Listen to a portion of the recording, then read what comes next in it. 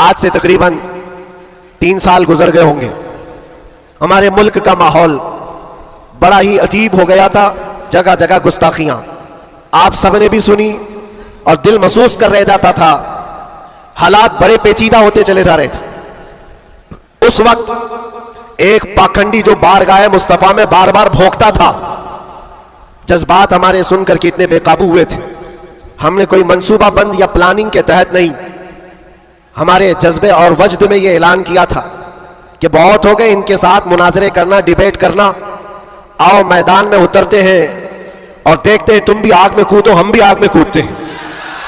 یاد ہوگا یہ جذبات میں، وجد میں اور حضور کی محبت میں کہی ہوئی بات تھی. ہم نے کوئی پلان نہیں کیا تھا، کہنا تھا کہہ دیا. اور وہ تو 40-50 لوگوں کے بیچ میں کہی ہوئی بات تھی.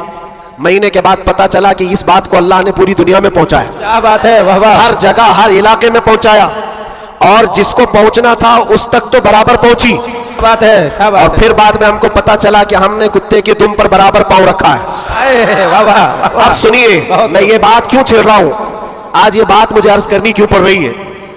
جذبات میں وجد میں کہی ہوئی بات تو تھی، لیکن جب سامنے سے جواب آیا کہ ہاں ہم آنے کو تیار ہیں تو پھر سوچنا بھی ہوا.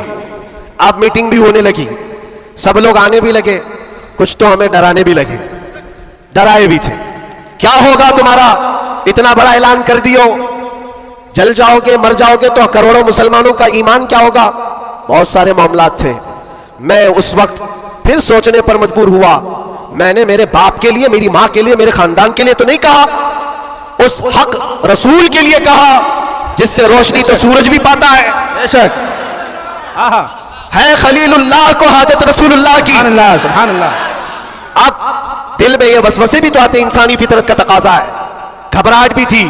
میں نے بہت بڑا اعلان تو نہیں کر دیا، کیا ایسی بات ہونا چاہیے نہیں ہونا چاہیے. اس پہ تو بہت سارے تبصرے بھی تھے. میں نے یہ باتیں کبھی کہی نہیں، اس لیے کہ حالات تھے، ہوئے، گزر گئے، لیکن میں نے کبھی کہا نہیں. آج اس لیے کہہ رہا ہوں کہ یہاں کرنٹ زیادہ ہے، آہا. کیا بات ہے. اس لیے کہہ رہا ہوں. اس وقت گھبراہٹ، وسوسے بھی، الگ الگ قسم کی باتیں، لاک ڈاؤن کا ماحول الگ، میرے گھر پر الگ پہرے بندی، یہ سارے معاملات میں جانتے ہو میرے عزیزوں، اس وقت جب کبھی گھبراہٹ کے شکار ہو کر، بے قابو ہو کر ہم کچھ سوچنے کے لیے یا کچھ مشورے کے لیے ادھر ادھر نگاہیں اٹھاتے ہیں تو ہر کوئی ڈرا بھی رہا ہے، الگ الگ مشورے بھی دے رہا ہے. بڑی ہمت کے ساتھ مارارا متحرہ کے اس عظیم ٹرانسفارمر پر میں نے کانٹیکٹ کیا حضور امین ملت کی بارگاہ میں. میں نے عرض کیا کہ حضور بات ایسی ہے، ناموس مصطفیٰ کی بات ہے اور حضور کی عزت کی بات ہے. غریب ہے، فقیر ہے یہ آدمی، میرے پاس نہ علم کی دولت نہ میرے پاس عمل کی دولت. میں نے تو اعلان کر دیا اور میں جانا چاہتا ہوں دلی. آپ کیا فرماتے ہیں؟ بڑے بڑے پیروں کی بات الگ ہے میرے عزیزوں، سب کمفرٹ زون میں بیٹھنے والوں کی بات نہیں کرتا، بڑے شاہانہ کرسیوں پر بیٹھ کر کے لوگوں میں اپنا رعب جمانے والوں کی بات نہیں کرتا.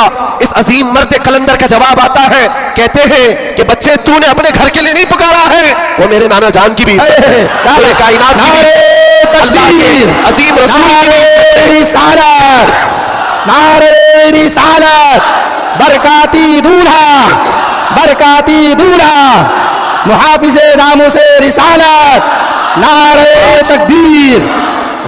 بات یہیں پر ختم نہیں ہوتی کہ اگر کہہ دیا کہ تو نے اعلان کر دیا اچھی بات ہے، جاؤ اللہ تعالیٰ تمہاری حفاظت کرے گا، میں یہاں بیٹھ کر دعا کرتا ہوں. نہیں، اس عمر میں ٹھنڈیوں کے عالم میں کہا کہ بیٹا تم وہاں سے نکلو، میں مارارا سے اپنی تبرکات لے کر دلی پہنچوں گا. واہ واہ واہ واہ واہ واہ واہ.